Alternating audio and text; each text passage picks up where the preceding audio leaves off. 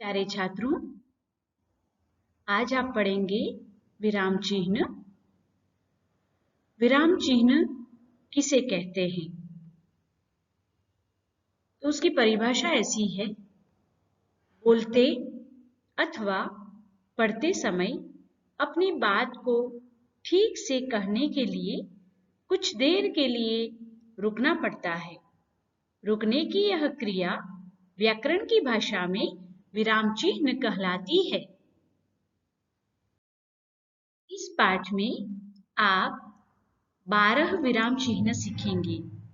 सर्वप्रथम है पूर्ण विराम। पूर्ण विराम का प्रयोग वाक्य के अंत में होता है। यह चिन्ह अन्य किसी भी विराम चिन्ह से अधिक प्रयुक्त होता है। इस विराम चिन्ह के पश्चात सबसे अधिक देर तक रुका जाता है। जैसे हमारी वार्षिक परीक्षा मार्च में होगी। दूसरा है अपूर्ण विराम। यदि पढ़ते समय किसी स्थान पर अर्ध विराम की अपेक्षा अधिक समय तक रुकना पड़े तो अपूर्ण विराम का प्रयोग किया जाता है। जैसे निम्नलिखित शब्दों के अर्थ लिखिए। आप अपनी पाठ्यपुस्तक, व्याकरण की पाठ्यपुस्तक पेज नंबर 157 पर यह देख सकते हैं।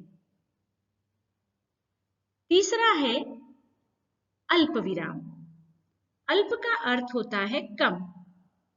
इस प्रकार इसका नाम ही स्पष्ट करता है कि इस विराम चिन्ह का प्रयोग वहां किया जाता है जहां बहुत अल्प यानी कि बहुत कम समय के लिए रुका जाए। जैसे सुनीता ने मोहन से कहा कि जाकर पढ़ो, परीक्षा सिर पर है। दूसरा वाक्य, मोहन, विनीत और अंकुश भी क्रिकेट में हिस्सा लेंगे। चौथा है अर्धविराम। इसे आप स्वयं अपने पाठ्य पुस्तक से पढ़िए।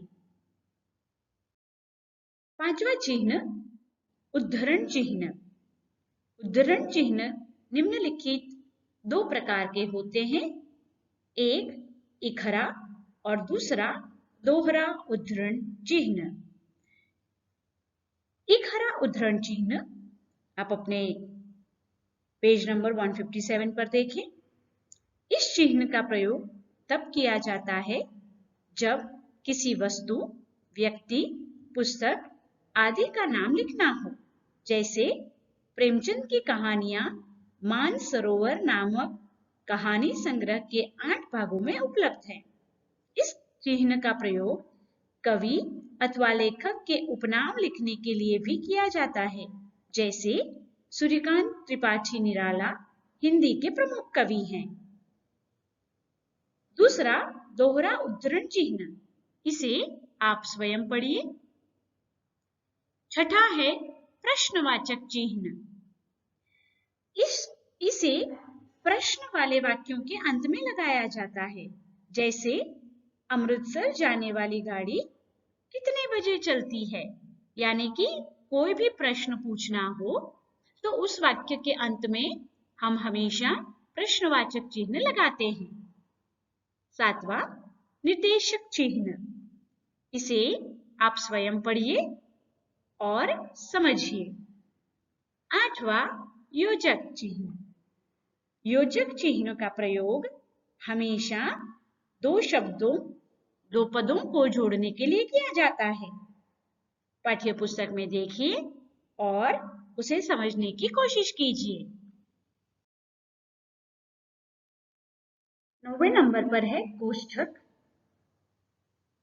इसका प्रयोग आप भलीभांति समझ सकते हैं। इंग्लिश में इसे ब्रैकेट कहते हैं और हिंदी में इसका प्रयोग आपकी पाठ्यपुस्तक में जिस तरह किया गया है उस तरह इसका प्रयोग किया जाता है। 10वें नंबर पर है लाघव चिन्ह, जहां पूरा शब्द न लिखकर संक्षिप्त रूप लिखकर उसके आगे इसका प्रयोग होता है। जैसे पंडित जवाहरलाल नेहरू के लिए प लिखा जाता है और बाद में लाघव चिन्ह लिखा जाता है। उसी तरह से डॉक्टर में पूरा डॉक्टर न लिखकर डॉ कर दिया जाता है और फिर लाघव चिन्ह का प्रयोग किया जाता है।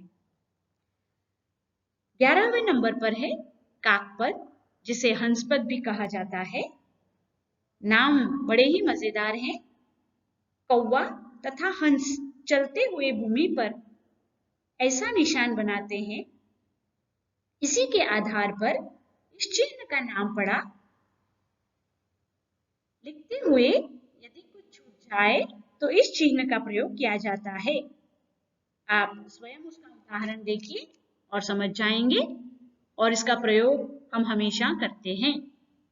12वें नंबर पर है विस्मयादि बोधक चिन्ह।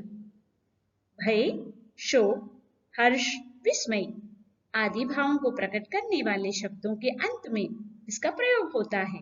जैसे आहा, आज तो हम सिनेमा देखने जाएंगे, जो खुशी का भाव व्यक्त करता है।